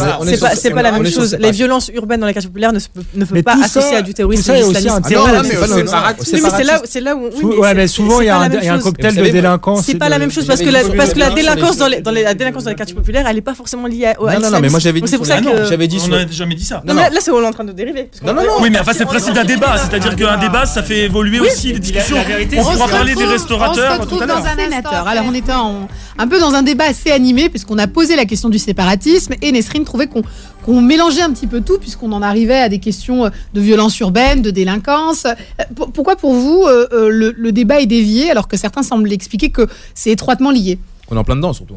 Parce qu'en fait, c'est ce qu'il expliquait, dans les quartiers populaires, il y a effectivement, dans certains endroits, des problèmes de radicalisation, et ça, il faut lutter contre, on est totalement d'accord là-dessus, mais en fait, toutes les violences issues de quartiers populaires et toute la délinquance qu'il peut y avoir n'est pas forcément liée à l'islamisme. En fait, c'est là, quand par exemple, vous avez cité l'exemple de gens qui caillassent des voitures de pompiers, c'est arrivé avec les Gilets jaunes sur les Champs-Élysées, c'est pas pour autant qu'on a dit que c'était radicalisé religieusement. En fait, on faut pas qu'on mélange toute la colère dans ces quartiers populaires à l'islamisme. Il y a des colères qui sont sociales, qui sont politiques, qui sont des revendications politiques. C'est pas la même chose qu'une revendication d'être contre l'État et de tuer des gens. C'est pour ça, pour moi, c'est très important de faire la différence, parce que moi, j'ai grandi dans un quartier populaire, on a eu zéro problème d'islamisme. Mais par contre, on a eu des tonnes de problèmes sociaux. C'est-à-dire, on a eu des tonnes de revendications d'avoir un ascenseur qui marche, avoir des poubelles qui fonctionnent. Ça, c'est les vraies revendications. Et du coup, nous, par exemple, mon quartier populaire se trouve totalement effacé du débat public. Parce que du coup, on n'est pas concerné par l'islamisme, mais on subit du coup les stigmates de ce débat-là sur la radicalisation des quartiers. Mais on a des vrais problèmes sociaux. Et pourquoi, par exemple, moi, c'est pour ça que je citais Sarkozy tout à l'heure, Nicolas Sarkozy, parce que en 2005... Monsieur Sarkozy. Non, je dirais Nicolas Sarkozy. En 2005... La main sur le cœur. Mais en 2005, quand il y a eu les révoltes urbaines, d'ailleurs, rappelez-vous, on a parlé de émeutes, etc. Donc on n'a pas donné le droit aux habitants d'avoir une colère sociale, alors que les Gilets jaunes ont le droit. Et ça m'avait profondément marqué, parce que je me suis dit, pendant les Gilets jaunes, ils ont le droit à la colère, ils ont le droit de demander des aides, ils ont le droit de dire que leur situation... Oui, mais on les a entendus, pas comme on les a entendus quand même. On les a méprisés. Oui, mais le gouvernement et les médias, effectivement, une partie. Mais il y a eu quand même leurs revendications. Ça a été listé, on les a entendus. On les a reçus alors, sur les plateaux, sur BFM, on a fait des directs. Je n'ai pas souvenir qu'on avait invité en 2005. Ni le président de la République, ni le Premier ministre n'ont parlé. Style assez le feu, etc. Enfin, bien sûr, c'est vrai. En 2005, c'était quand même ultra stigmatisant, le traitement de la violence. Tout est parti d'un problème d'ordre républicain. Vous parlez de revendications sociales. Sans doute, il y a des problèmes sociaux, d'exclusion. Mais c'est la majorité des problèmes dans ces quartiers. C'était l'affaire Zineb et Bouna. Je vais faire pareil, c'est pas sans doute, il y a des problèmes. D'accord, il y a, mais c'est même la majorité. Au même titre que partie de ce qui provoque après. C'est ça. Non, je suis pas d'accord avec ça. Mais bon, si c'est un terreau. Non, mais je disais que c'était parti quand même de l'affaire Zineb et Bouna, et que c'était pas forcément une revendication sociale de travail, etc. C'était le problème des violences des policiers. C'était par rapport au contrôle. Oui, mais c'était par rapport au contrôle au faciès, le fait d'être stigmatisé. Donc c'est pour ça que c'est important aussi. Si on veut justement apaiser le débat et reconquérir les territoires perdus selon vous, c'est aussi de leur tendre la main et de dire on comprend. Mais il n'y a pas que l'islamisme. Moi, je pense que c'est un tout. Je parlais d'enfermement communautaire dans certains quartiers. Et souvent, il y a quand même un mélange entre l'islamisme, la délinquance. Enfin, il suffit de voir les profils de ceux qui sont passés à l'acte. Ils sont souvent passés par la casse-prison, etc. Donc, je pense que c'est cette déshérence dans ces quartiers-là qu'il faut combattre. Ce terreau-là qui est souvent un mélange de zones de non-droit. Pardon, je trouve qu'il y a un enfermement communautaire partout. Je trouve qu'à l'île de Ré aussi, il y a un enfermement communautaire. Voilà, exactement. Oui, mais ça n'a pas les mêmes conséquences. C'est la vérité, mais je pense que ça n'est pas sans lien. Il y a un enfermement communautaire des gens du 7e arrondissement qui maintenant s'enferment entre eux. Un enfermement communautaire des gens qui vont en vacances à l'île à 5K, à l'île de Bréa, etc. Ils sont enfermés entre eux. Il y a de plus en plus ce phénomène. C'est vrai. Il y a un phénomène de parisianisme inouï, des élites parisiennes qui maintenant sont complètement entre elles, des élites macroniennes entre eux qui ne parlent pas aux autres. Et aujourd'hui, si vous n'êtes pas macroniste, vous êtes complotiste, débile, facho, d'extrême droite, d'extrême gauche, etc. Tout le monde finit en ce moment. Non, mais c'est la France. Les gens ne se parlent plus quand même. Donc c'est une réalité. Moi, je nie aucun des problèmes. C'est un énorme problème parce qu'en fait, on se retrouve en France à avoir des quartiers hors de contrôle, comme il peut y avoir au Brésil, comme il peut y avoir dans des pays où avant on regardait ça avec effarement. Oh là, vous avez vu dans quelle situation ils sont. Nous, on y est aussi avec toutes les conséquences que ça a. Mais peut-être que la réponse peut pas être que soit la sécurité, soit la réponse ne peut pas être que sécurité. Soit pardon, je veux dénigrer aucun travail, mais les associations, cette espèce de truc à l'eau de rose qui on en le fait parce qu'il y a pas le reste. Ne donne rien, n'a aucun effet. Parce qu'on n'investit pas dans l'éducation. Dans la politique de la ville, il y a eu des choses très bien. La rénovation urbaine, par exemple, je pense que c'est bien que les gens vivent dans un cadre digne. Uber fait beaucoup plus pour les banlieues que beaucoup d'associations. Mais Uber, ça donne du travail, ça donne de l'emploi, ça voilà. permet... Et j'aurais préféré que l'État soit de retour dans les banlieues plutôt qu'on donne l'argent de la politique de la ville. Comme on n'a pas été capable de le faire du sous-poutrage, du clientélisme, etc. Je pense que ça aurait été mieux, ça aurait été plus respectueux des gens d'avoir un État fort dans ces quartiers. Je vous disais tout à l'heure pourquoi je ne croyais pas cette histoire de problème, la pauvreté qui pousse évidemment à la délinquance. Parce que moi, de mon histoire personnelle, mon père est venu d'Algérie, il est arrivé en France dans des conditions très difficiles. Il était à Nanterre, dans le ghetto de Nanterre, certains connaissent ici, il n'a jamais eu de problème ni avec la justice ni avec la police. Et expliquer, ou du moins essayer de trouver une analyse sur le fait est que quand on vit dans la misère, on peut être poussé à commettre des crimes et des délits, je n'y crois pas. Je pense que même c'est contre-productif d'expliquer ça à nos jeunes, ou de leur dire, vous êtes à moitié... Excusez, c'est pas totalement vrai. C'est pas totalement vrai. Ça y participe. C'est l'un des critères. C'est l'un des critères. La pauvreté, la misère. Mais c'est pas totalement vrai parce qu'il y a énormément d'autres contre-exemples qui expliquent qu'il y a des personnes. C'est simple. Non mais bien sûr. Voilà. C'était important de le préciser. Sociologique, mais bien sûr, mais ça reste un des critères sociologiques qui mène à un moment donné à la délinquance. Et ça reste en partie un terreau. Alors ça peut pas. Tout ne peut pas s'expliquer. D'éducation. Bien sûr, tout ne peut pas s'expliquer. Il y a des questions de rencontres. C'est insultant. Moi, je viens d'un milieu sans doute moins modeste que le vôtre, mais il y a plein de gens qui viennent d'un milieu modeste, si vous leur dites vous êtes pauvre et vous respectez pas la loi. Mais ça c'est le raccourci. En plus c'est les premières victimes. Mais bien sûr. On l'a dit tout à l'heure. Au risque de me répéter, c'est beaucoup une question de modèle. Les gens se construisent énormément par imitation. Moi, j'ai des modèles, des grands avocats que j'admire, auxquels j'essaye de ressembler. Dupond-Moretti. Dupond-Moretti, notamment. Non, mais c'est une réalité. C'est une réalité. Et là-bas, le problème, c'est que les modèles qu'ils pourraient avoir, ils les ont pas entre guillemets sous la main comme on peut les avoir quand on grandit à Paris, qu'on fait des... Sociologiquement, non. En fait, ça compte énormément. On réunit plusieurs critères.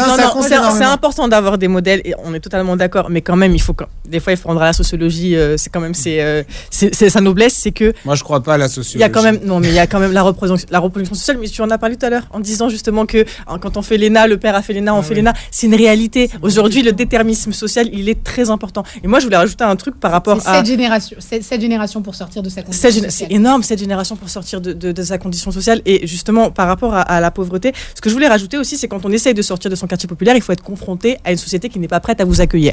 Par exemple, il y a encore du racisme, notamment pour les CV. Vous avez beau faire la meilleure école du monde, un Michel qui a fait HEC et un Mohamed qui a fait HEC, Mohamed va devoir envoyer 20 CV quand Michel va faisait le contraire. Mais oui, mais on se souvenez-vous des déclarations. C'est pas parce qu'on sait que tu arrives à en citer une. C'est pas parce que ça a été mis sur la table. Et en même temps, le testing qui a été fait dernièrement prouve que les entreprises du CAC 40 jouent pas tout le jeu. HEC, moi je suis pas sûr. Je pense que le différentiel. Alors il y a des gens bêtement racistes. On peut pas dire ça. Non, c'est pas une question bêtement raciste. Le différentiel fait que aussi il y a beaucoup de gens qui viennent de ces quartiers-là parce qu'il y a un problème d'éducation, etc., qui sont difficilement employables. Ou vous vous mettez à la place de l'employeur. Je suis pas d'accord. Pas formation égale. Là, on parle des personnes qui ont des masters. Je suis pas persuadé qu'HEC, prenons des chiffres. On parle de livreur ou on parle de celui qui a un bac. En fait, je suis en sur l'employabilité d'un master. Une chose est d'avoir un diplôme à HEC, j'en sais quelque chose, et une chose est d'être bac plus 5 à Paris 8. Je vous dis, le bleu les chômeurs aussi quand on a un master, c'est compliqué avec le master de sociaux. On n'a pas les codes sociaux aujourd'hui. Alors, il faudra arrêter d'envoyer les gens en master de sociaux. Non, mais sincèrement. Est-ce qu'on a du mal à avoir les codes sociaux? Est-ce qu'on est inemployable quand on a un bac plus 5? En règle générale, on a les codes. Non, mais surtout, je suis en train de comparer. Non, mais j'ai comparé surtout deux CV et ceux de la même formation. Mais c'est la réalité. Non, c'est la réalité. Mais c'est pas une question d'être d'accord ou pas d'accord. Si, c'est la vérité. Désolé, j'ai travaillé dans plein de structures différentes. Les cabinets anglo-saxons, par exemple, il y a absolument oui, les cabinets anglo-saxons, c'est pas la même politique que nous. Toutes les grosses boîtes d'audit, il y a zéro racisme. Toutes les grandes banques, il y a zéro racisme.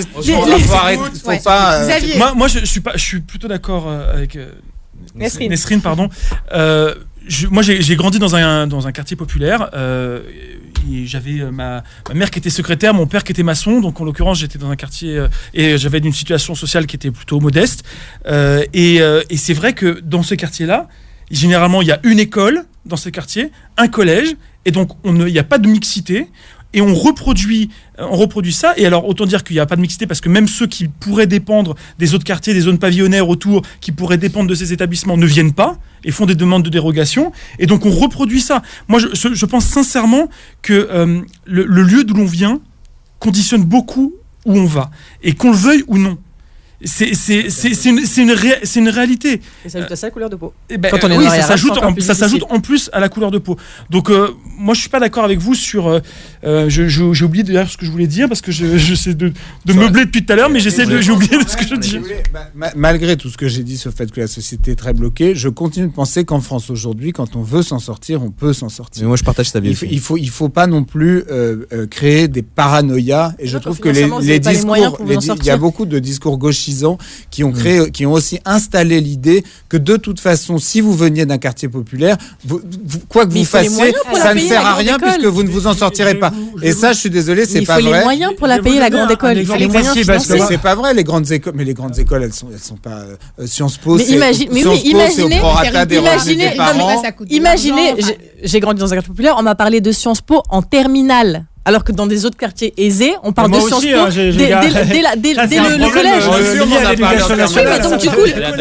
dès le collège. Dès le collège, vous connaissez tous les stages kebab. Aujourd'hui, quand on n'a pas de réseau, quand les familles n'ont pas de réseau pour faire les stages de découverte d'entreprise en 3e, on fait quoi ? On va. Non mais c'est un problème. C'est-à-dire qu'on fait son stage. Attendez, Rose, je voudrais finir ce que je voulais dire. On fait son stage soit à la boulangerie en bas, soit au kebab du coin, mais on n'a pas les réseaux pour aller dans la grande entreprise du CAC 40.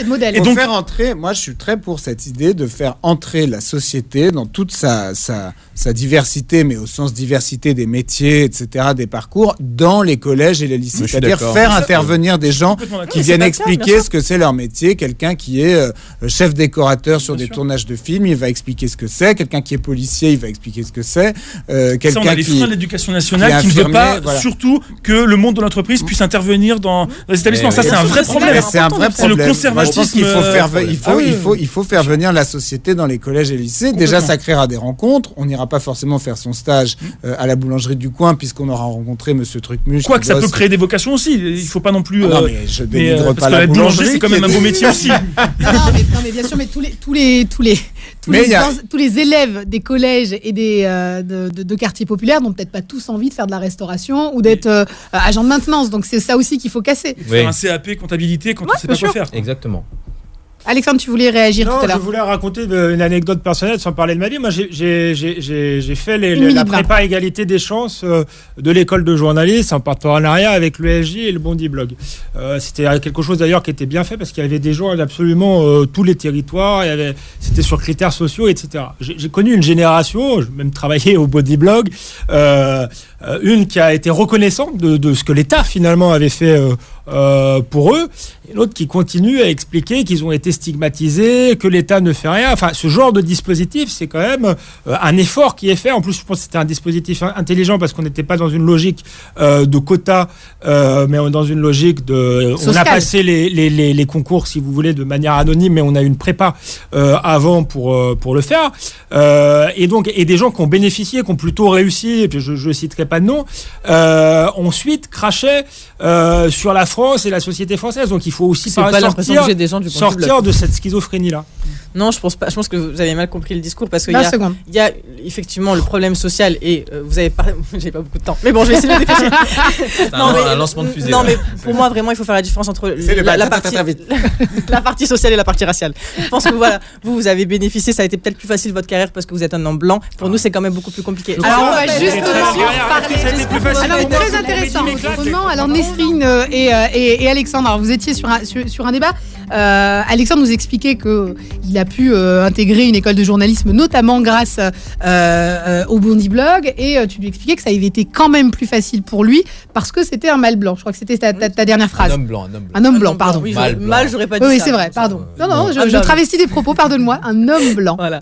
Non, elle n'est pas dans ce vocabulaire-là, mais qu'un vocabulaire gênant parce que ça essentialise. Alors, il y a des réalités. Appelons, je suis blanc, effectivement. Mais je crois qu'on a vu dans cette prépa. On a vu dans cette prépa des beaux parcours et on a vu.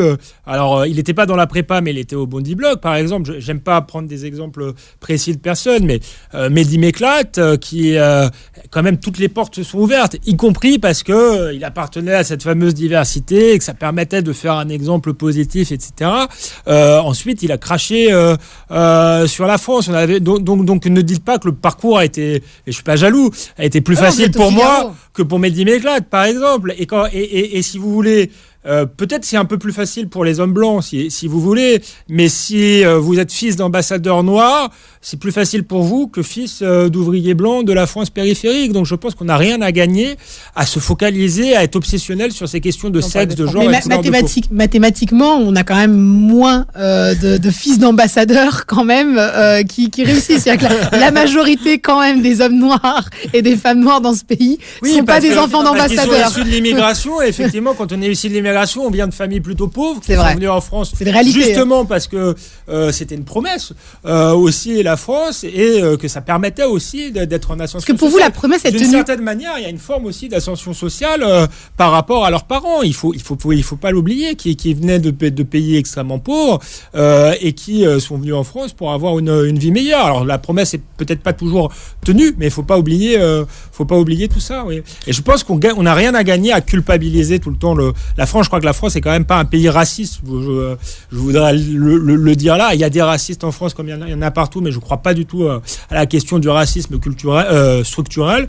qu'on est un pays extrêmement ouvert à différentes cultures, etc. Et que le dire de temps en temps, et dire ça aux enfants de l'immigration, justement, ça les aiderait à s'intégrer plutôt que de dire toujours vous êtes des victimes. Parce que quand on répète aux gens matin, midi et soir, vous êtes des victimes, et qu'effectivement la vie est difficile, parce que c'est une société bloquée, ça a été rappelé par Charles Consigny, les gens finissent par le croire, et à dire on est des victimes, on est victimes de racisme, alors que les problèmes sont complexes, et je ne crois pas que la France en veuille particulièrement aux Noirs et aux Arabes. Monsieur le sénateur, finalement, est-ce qu'il y a un racisme structurel en France, ce fameux débat qui est arrivé, en même temps la loi de séparatisme également? Est-ce qu'il y a un racisme structurel en France? Est-ce que c'est une raison qui permet aux uns et aux autres de se séparer de la nation ou... Non, moi je pense pas qu'il y a de racisme structurel. Et d'ailleurs, c'est le même débat que est-ce que la police est raciste. Enfin, je pense qu'il y a un peu une hystérisation aussi sur cette question-là, où il faut un peu apaiser la société parce qu'il y a des actes racistes dans la police. Ça a été démontré. Il y a des racistes en France, mais la France n'est pas raciste et la police n'est pas raciste. Donc il faut aussi... je pense apaiser le débat. Le débat, oui, apaiser le débat. Après, quoi vous dire Elle n'avait pas l'air très d'accord. Est-ce qu'il y a un racisme structurel en France? Alors, je vais citer Jacques Toubon. Comme ça, au moins, on ne pourra pas dire que ce sont mes propos. Mais le défenseur des droits, Jacques Toubon, quand il a fait son enquête en juin, il a parlé de discrimination systémique. Effectivement, c'est peut-être pas du racisme systémique, parce qu'il y a des actes de racisme, par contre, dans la société, mais c'est des discriminations systémiques. C'est-à-dire, c'est des actes qui vous empêchent d'évoluer dans la société en fonction de votre couleur de peau. On l'a vu, par exemple, au logement. Même si vous avez 6 ans d'études, si vous appelez Mohamed ou Michel, un logement, ça va être beaucoup plus compliqué quand vous appelez Mohamed. Le contrôle aux faciès, c'est une réalité. Qu'importe, en fait, votre tenue vestimentaire et qu'importe le quartier, ça reste quand même une réalité. Il y a plein de discriminations comme ça qui s'ajoutent au quotidien et qui rendent compliqué en fait la vie des Noirs et des Arabes dans ce pays, et surtout des hommes, parce que je vais être honnête, moi en tant que femme, je suis quand même assez privilégiée, même si j'ai le droit. Je pense que les hommes qui subissent soi-disant ce racisme. Parce que je pense que nous on a encore le stéréotype sur la femme maghrébine, qu'elle est soumise et qu'elle est gentille, et puis on a moins peur de nous qu'on a peur de nos frères et de nos grands frères, que ce soit noirs et arabes. Je pense vraiment que ça vient de là. Ça vient par exemple de la marche de 1980 contre la marche pour l'égalité et contre le racisme, qui justement ensuite a hissé les femmes comme les femmes maghrébines comme le porte-étendard de leur communauté et comme l'espoir pour leur intégration. C'est-à-dire que les femmes ont été mises en avant parce qu'elles étaient plus aptes à s'adapter à la société française. C'était vraiment le discours qu'il y avait à l'époque dans les années 80. Donc je pense mais en 2020, vous ne pensez pas qu'un employeur, quand il embauche... mais ça c'est prouvé. Non, mais moi c'est prouvé. Moi j'avance que ce qui est prouvé statistiquement. C'est-à-dire l'Institut Montaigne a montré que Samira et Mohamed, donc sont 2 enfants issus de l'immigration maghrébine. Mohamed doit envoyer 20 CV, Michel 5, Samira que 8. Donc on voit bien que Samira est quand même moins discriminée que son frère. Donc il y a quand même, on bénéficie, on doit le dire par rapport à nos frères, beaucoup moins de discrimination. Moi je suis pas contre le faciès. Moi je peux sortir sans ma carte d'identité, ce qui n'est pas le cas de mes cousins par exemple. Donc ça c'est des réalités qu'il faut voir en face. Et effectivement on a fait des progrès. C'est la question n'est pas de se dire que la France est en train de régresser. Effectivement on a fait des progrès. Effectivement moi je suis un exemple justement de l'ascension sociale par l'école. Mais ce que je veux rappeler, c'est que c'est quand même aussi une violence cette ascension sociale. C'est parce qu'il n'y a pas d'aboutissement. À un moment on n'est pas retiré, on reste des enfants de l'immigration, donc on subit tous les mécanismes discriminatoires. Moi, par exemple, je vais encore prendre des années dans le journalisme avant d'avoir un poste, un CDI, parce que c'est comme ça. Avec un discours, excuse-moi, un discours souvent de la droite et de l'extrême droite qui demande une assimilation plutôt qu'une intégration. Et ça, moi, je crois que c'est un vrai problème parce que assimilation, c'est oublier d'où on vient et oublier nos racines. Oui. Alors que je pense. Et c'est sémantique. Moi, je me méfie. Oui, mais la sémantique est importante et notamment sur cette tranche de la population. Quand on entend le discours de Nesrine, il est entendable ce discours de dire. Plusieurs choses. Moi, j'entends beaucoup de choses. Je sais que j'ai eu beaucoup de chance dans mon parcours de journaliste. Ça a fonctionné. J'ai eu quand même 2 ans où j'étais pigiste permanent à travailler jusqu'à minuit pour 100 € par jour. Et je sais que c'est très dur. Moi, je regarde les parcours de ceux qui ont fait le CFJ avec moi, qui sont plutôt blancs et de familles privilégiées. Voilà, c'est très très dur, ne serait-ce que d'avoir autre chose qu'un contrat précaire dans ce métier de journaliste-là. Aujourd'hui, donc, est-ce que c'est spécifiquement parce que vous êtes de telle couleur ou de telle origine, ou est-ce que c'est parce que on est dans l'équivalent de la sidérurgie aujourd'hui, dans les années 80, dans le journalisme? Il faut aussi faire la part des choses. Maintenant, 2 choses. Non, mais son discours, il est entendable. Son discours, quand il nous explique que finalement, quand on est une femme issue ou d'origine maghrébine, et on a plus de facilité de trouver un emploi qu'un homme, selon certains chiffres qu'a donné l'Institut Montaigne que j'ai pas vérifié, mais je lui fais confiance. Je me méfie des chiffres bruts. Il faut voir les parcours. Quel est ton CV par rapport à celui de l'homme, comment tu t'es présenté à l'entretien d'embauche, etc. Non, c'est le CV. Etc. C'est un CV. C'est juste l'étape du CV. Il y a seulement le même. Peut-être que oui, il y a plus de. Non, mais ça, c'est vrai que l'image de la femme est associée à peut-être plus de docilité. De douceur. Après, je vais quand même nuancer parce qu'il y a quand même la femme maghrébine, la femme en général. Enfin, les femmes en général. Oui, mais après ça donc ça je l'entends, mais voilà, je me méfie des explications trop simplistes, mais de manière générale. Une réponse quand même sur 2 points, le logement et le contrôle au faciès. Le logement, on va en parler. Je pense que c'est compliqué aussi. Le contrôle au faciès, pardonnez-moi, j'ai un peu de mal à y croire. Souvent, les études qui sont faites autour de la gare du Nord, dans des quartiers spécifiques. Non, l'étude qui avait été faite, j'ai plus son nom, mais était faite gare du Nord. Est-ce qu'on peut vraiment s'étonner que dans des quartiers où il y a du deal, où malheureusement, ça c'est une autre question, les populations d'origine étrangère sont concentrées? Est-ce que c'est vraiment étonnant que ce soit majoritairement des populations d'origine étrangère qui sont contrôlées? Mais vous savez, le nombre de Noirs et d'Arabes qui sont contrôlés sur les Champs-Élysées tous les jours, c'est pas du tout une question. Mais c'est pas ça qui déclenche les émeutes contre les violences policières. Ouais, vous pensez vraiment, parce que moi je suis un peu dans le. Enfin bon, j'ai été fonctionnaire de police fut un temps et je n'ai jamais entendu, je le dis très franchement, je n'ai jamais entendu qu'on contrôle un individu parce qu'il est noir ou arabe. Ah non, mais ça c'est normal, ils vont pas le dire comme ça. Alors non, mais j'étais dans les équipages, j'ai contrôlé les individus. C'est pas ça le contrôle au faciès. Et ça se fait automatiquement, c'est pas la même chose. Et en même temps, Malik, on a rencontré plusieurs policiers qui nous expliquaient qu'ils faisaient des contrôle de confort. Voilà. Pas pour la couleur de peau. Bah oui, mais pour chercher l'infraction. Oui, non, mais c'est lié au quand même des contrôles de confort en ciblant les Arabes et les Noirs. Non, pas ciblant les Arabes et les Noirs. Non, il a parlé de contrôle de confort dans certains quartiers pour trouver une infraction. Il a jamais parlé. Il a jamais dit ça. Donc les contrôles de faciès n'existent pas dans la police. Je dis simplement que de mon expérience, mais on parle chacun de notre expérience ici. Je dis simplement. Moi, je parle de chiffres sociologiques. Oui, alors les chiffres, il n'y a pas de chiffres qui ont déterminé les contrôles au faciès bien sûr. Non, ça n'a jamais été démontré. Après, je rejoins pour le coup. Mais le défenseur des droits, je sais pas en fait qu'il y a quoi au-dessus pour vous donner des chiffres. Jacques Toubon, certaines de ses études ont été contestées. Oui, mais pas celle-ci. Je sais pas. Non, mais je sais pas. Moi, il faut regarder les chiffres et puis on avancera plus si on se met tous d'accord sur les constats. Vous comprenez que les contrôles sont majoritairement faits dans des endroits où il y a des points de deal et c'est une autre question. Mais c'est pas ça le contrôle au faciès. Le contrôle au faciès, c'est un homme qui sort de la défense, même habillé avec un costard et qui est noir et arabe, il va se faire contrôler. En fait, c'est pas une question de quartier. On n'en voit pas tant que ça se faire contrôler à la défense. Faut nuancer. Non, mais on peut s'entendre que les contrôles au faciès existent. C'est quand même un constat basique. Je ne dis pas que ça n'existe pas. Je comprends que des individus qui tiennent là-bas en bas d'un immeuble soient plus contrôlés. Et moi, je pense qu'ils sont plus contrôlés que le cadre à la défense qui soit beurre, black. Ils sont plus contrôlés dans les centres-villes. Ils sont plus contrôlés dans les centres-villes. C'est pas dans les centres-villes qu'il y a des émeutes. C'est pas dans les centres-villes que sont parties les émeutes. On va pas vous réconcilier, mais concrètement, enfin, là, je vous écoute. Enfin, sociologiquement, il y a quand même un espèce de millefeuille d'inégalités ou de souffrance et de souffrance. Enfin, moi, je suis pas sûre, pour en revenir un peu à la loi séparatiste, que ça va changer quelque chose. Ah non, moi je suis sûr presque du contraire. On ne sait pas d'abord quelle va être. On ne sait pas ce qu'il y a dedans. Donc, je ne pense pas que c'est des problèmes multifactoriels, on l'a vu. Donc c'est pas une loi qui va régler tout ça, à moins qu'il y ait plusieurs strates dans la loi. Il faudrait un vrai chantier, en fait. Un vrai chantier. Comme ça a été fait par exemple au Danemark, ils avaient appelé ça la loi anti-ghetto, qui était un pays, le Danemark, un pays censé être plus progressiste que nous. Ils ont fait des lois extrêmement dures, extrêmement sécuritaires. Ils se sont attaqués à la question du logement, et notamment des logements sociaux. Ils ont fait des quotas, eux, à l'envers, en disant dans telle ou telle ville, il y a trop de logements sociaux, il faut qu'on ne dépasse pas un certain stade. Là, ça a été pensé ça existe déjà. Avec plusieurs volets dans la loi, et ça a été très bien fait. Mais si c'est une loi, effectivement, qu'on instrumentalise et de communication, ce ne sera pas intéressant. On en reparlera une autre fois. L'émission touche à sa fin. Merci à Charles Consigny, Nesrine Slaoui, Alexandre Devecchio et Xavier Iacovelli. Merci également à Malik Etou qui co-anime avec moi cette émission. Vous pouvez retrouver le podcast de cette émission sur beurrefm.net. À la semaine prochaine, vendredi, même heure, même fréquence, l'actu autrement à 17h sur Beurre FM. Retrouvez l'actu autrement tous les vendredis de 17h à 19h et en podcast sur beurrefm.net et l'appli Beurre FM.